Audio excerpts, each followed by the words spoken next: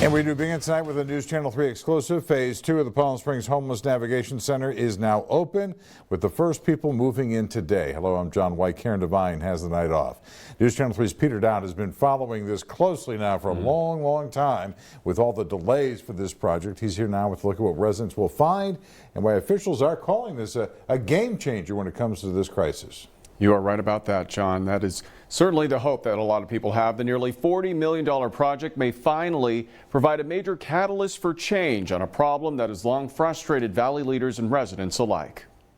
It's brightly colored. We're looking for a positive atmosphere here. After more than half a decade of planning and development, the first residents of the Palm Springs Homeless Navigation Center are finally about to move in. Here's one of our modules.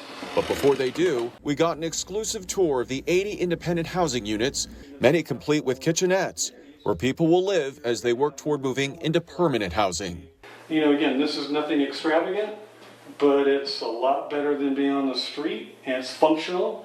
And again, they can be comfortable in here. Sam Hollenbeck is the CEO of Martha's Village and Kitchen, which will operate the $39 million facility located off McCarthy Road in North Palm Springs. He says the Navigation Center will offer transitional housing along with wraparound services, including mental health support, job training, life skills education, and case management. Much of that done in new rooms like this. This large kitchen is where residents' meals will be prepared 3 times a day. In addition to a playground for families, there's also a dog park. Hollenbeck says that's important because homeless people often avoid seeking help from facilities where they cannot bring their pets. So they no longer have to make a choice. Do they become separated with their pet, or do they get themselves help? They can have both. What are the types of people who will be coming here? Basically, the types of people coming here are the same people that visit homeless shelters elsewhere. They're people that are down on their luck in their life right now, and they're looking for somebody to give them a hand up and help them get back on their feet. The modular units, kitchen, and the rest of the second phase now join the Early Access Center, which opened in the spring to provide 50 beds for overnight shelter. That center will now provide initial shelter to people until they can transition into one of the modular units.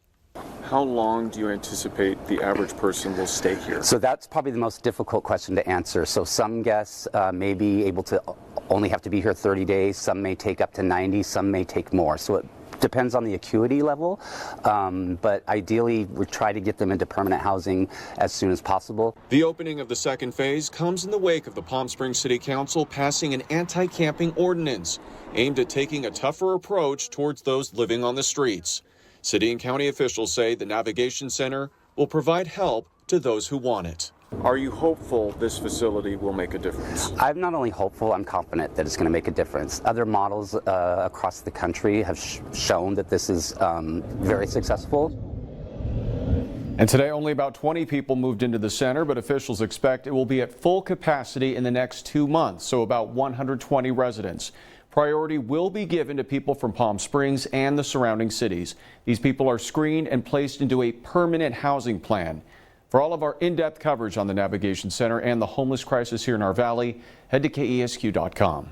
Live in studio, Peter Daut, News Channel 3.